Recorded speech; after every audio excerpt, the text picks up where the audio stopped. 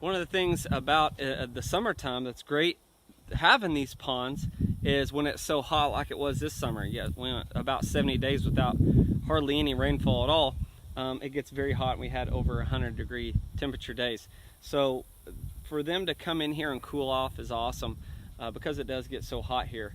And these animals can handle it. But what we're going to do is, one of the things I was concerned about was the water, and so that's why I started filling up water tanks from our rural water as soon as I could. So Cole got us a water test kit, and it's basically for what did you say it was for? Nitrates, nitrites. Oh yeah, nitrate, testing it, nitrite, CL2, total hardness, total I can never alkalinity. Say, yeah, carbonates, and then pH level.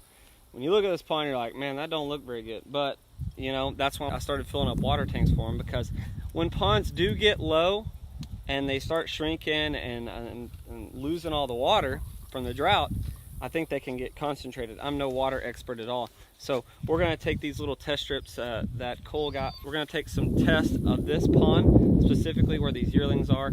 And I don't think this was the cause of her death, but we're gonna go ahead and test the water and see what's going on with it, and maybe we can learn something from it. So with this specific test, we'll fill this vial up with water, and then what came with this was 100 strips, and it performs all these tests right here. So we'll fill this up with some pond water, and then we'll put our strip in. Alright. Yeah, that's some good looking pond water.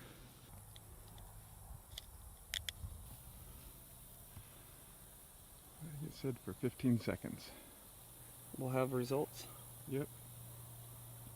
And then we'll have to compare it to the back of the bottle. Okay. All right, so we got some color results.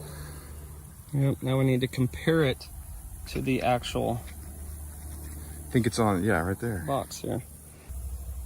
So the simplicity of this test, after I got the sample of water, we put this in for 15 seconds, and then I basically just match it up right here and line it up to run our test, and we just match our colors here. So our pH is good, it's in the OK. And then one of the things that was high is carbonate. Now I'm not sure exactly what carbonate is, but we are pretty much, it looks like we're out of the OK portion. It looks like our numbers are a little high there on the carbonate. Alkalinity, we're in the OK colors. Total hardness, we're OK. The very, very light purple on that match. And then CL2, low. Nitrates, nothing. Nitrate, nothing. So we're good on what we thought could have been high. And then so we need to figure out kind of what's going on, and I'll just put my thumb on it, but it is a high carbonate, so that is interesting.